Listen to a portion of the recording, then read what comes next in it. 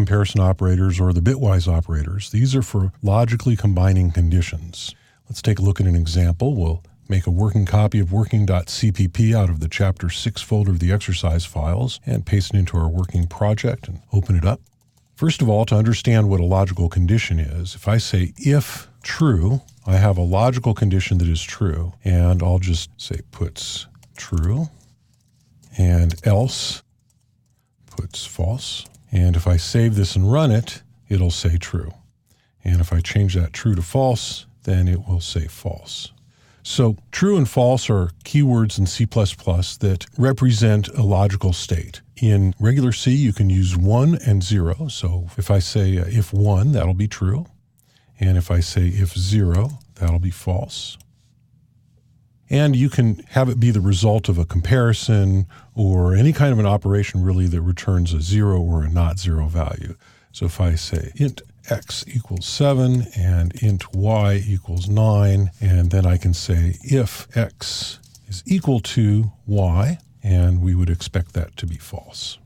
All right? So that's what a logical condition is. It's really just the result of an expression that is either 0 or not 0.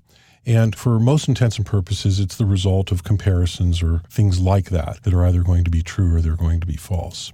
So for our purposes for testing these logical operators, we're going to use true and false. And again, this is a C++ idiom and does not work in C. And so if I say if true and true, since both of those things are true, then the logical and of them is also true. So I can run that and I get a true. And if I say if true, and so or is 2 vertical bars, one of them has to be true in order for this to be true. And so if I run that, didn't save it, I'll go ahead and say save, then it comes out as true. I'm going to delete these lines because they're giving me warnings. There we go. Now, if I say false or false, then because both of these are false, we'll get a false as our result. It says false. If I say false or true, because one of them is true, we'll get a true. Save that and run it, and we get true. And if I say false and false, that's 2 ampersands for and, then that'll be false because in order for and to be true, both sides of it have to be true. So we get false. Finally, we have the logical not operator, which is simply an exclamation point. So if I say not true, that's going to come out to be false. So I'll save that and run it, and it's false. And if I say not false, then it returns the inverse of that, which is true. And I'll save that and run it, and I get a true.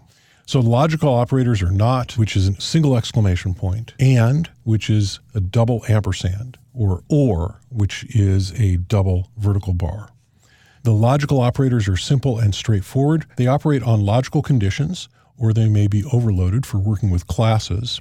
Operator overloading is covered later in